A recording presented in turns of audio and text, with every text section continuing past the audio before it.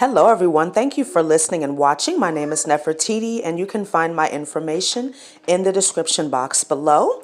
This is the energy reading for the week beginning today, November 9th through November 15th, 2020.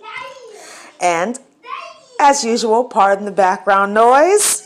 This is a general reading, so take what resonates and leave the rest. I do these readings based on what I get intuitively, so I would encourage you to pause the video and take a look at the symbols and messages and seeing if anything comes through for you.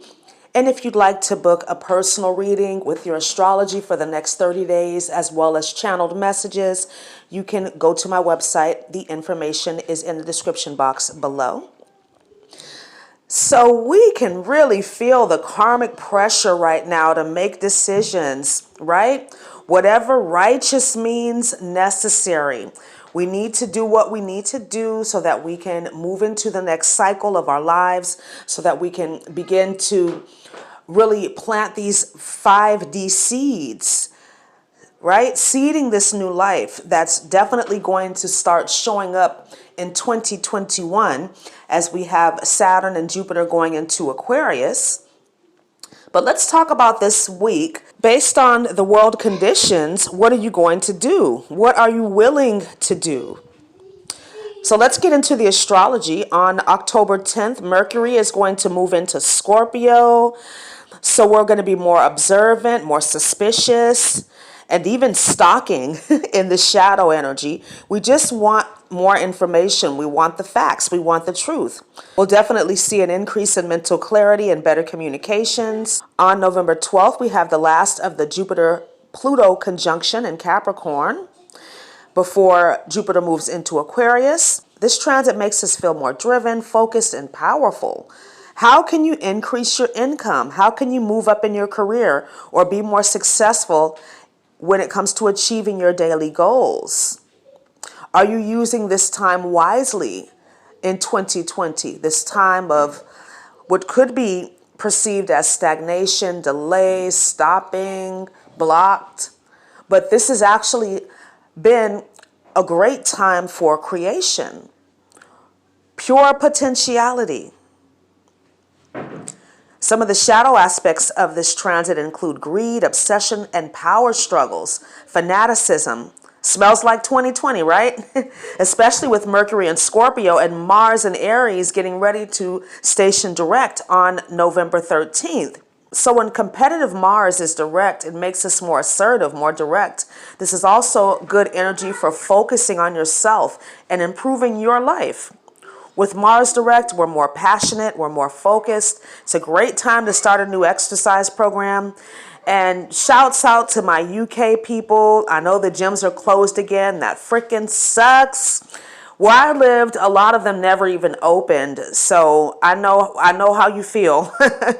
But this could be a good time to invest in some home gym equipment or exploring a fitness option that doesn't require a lot of equipment, like running or maybe body weight training. I could go on and on about this. You could get things like exercise bands, Pilates rings. You can get a pull-up bar. You can get kettlebells, stability balls, medicine balls, sliders, different weighted vests. There's lots of different things that you can get that don't cost a lot of money that will help you to stay in shape during this time. So just a little fitness tip for you. On November 15th is the Scorpio new moon, and I will be doing a separate video on the lunar energies for that towards the end of this week. Most likely it'll be out on Friday. So some great affirmations to work with this week. I believe in myself. I honor my decision, or I honor my decisions. I'm going to link a video in the description box. It's called Walking Away. It's a very powerful video. So if you're struggling with making a decision as to whether or not you need to leave someone or something behind, watch that video. Move on to the Oracle and Tarot cards, and from the Psychic Tarot again, discontent and boredom, Four of Cups is coming out. Lots of people are feeling this energy. I feel like people are starting to accept that this world health situation will be with us for a while, and we have no choice but to adapt. We may be missing our old life or realizing how many things or people we took for granted. Rainbow on the ground between these pillars should be shadows, but it's rainbow. So this indicates that we are to remain positive, that we're headed in the right direction, even though things are difficult right now. And like the man on the card, you may have to leave some situations behind that you thought were as solid as that castle in the background. Nothing lasts forever except for your soul. This card could also speak to daydreaming and wishful thinking. And if you watched my last video, you guys already know what my grandmother said about wishing. Instead of wishing and fantasizing, try channeling that energy into meditation or creativity. Remember, in life, there are no regrets, just lessons. And loss is a part of life. I said this in my last video. We will have to leave things behind if we're going to step into the new. Let's move on to the crystal, and purple agate is showing up. This has shown up a couple of times. Purple agate is a highly protective, psychic crown chakra crystal. It helps to protect you and your community. Purple agate is great for helping you to learn self-love and feel confident as you go through major transformations. Purple agate will help you to communicate your truth and open up the energy channels in the upper chakras to make room for more information retention. So this speaks to the communication that you have with your spirit team.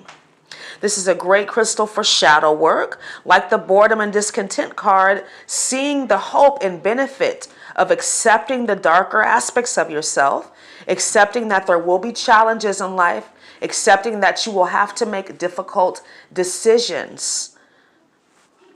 Purple agate will help you to trust your intuition and to follow it. Let's move on to the spirit animal, and sea otter is showing up. Sea otter shows up to help you not get caught up in that Four of Cups energy, boredom, discontent, lethargy, apathy, stagnation. You just need to relax and connect to spirit.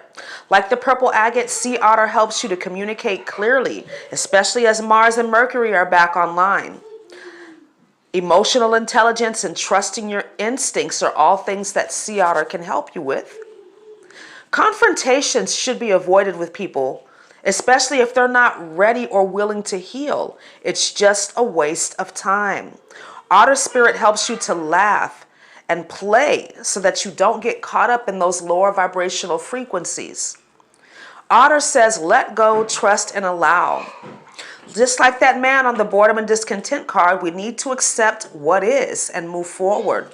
Don't blame yourself or anyone else for what happened. Again, it's just a waste of time. Let's move on to the angel number, and 542 is showing up. And just like this Four of Cups card energy, this could represent meditation. Many of us have really been working on our spiritual connection, and it's getting stronger as a result. And when you see 542, that is confirmation. Like the sea otter spirit, 542 asks that you trust that you have received the right guidance regarding the changes that you need to make, and these changes will benefit you on all levels. 542 speaks to going with the flow and keeping up the good work that you're doing, no matter what's going on around you. Do not let that inner flame flicker, no matter what goes on before you. These energies have been complicated, depressing, and frustrating for sure. We've all been told over and over again that we have chosen this time to incarnate, to be alive as light workers, as light warriors. So we got this. But you have to believe in yourself. You have to believe that this is the truth. And that is what will set you free. Thank you so much for listening and watching. Please like, comment, subscribe, and share. And I look forward to speaking to you again really soon. Again, if you'd like to book a personal reading, all of the information is listed below. Have a wonderful day. Namaste.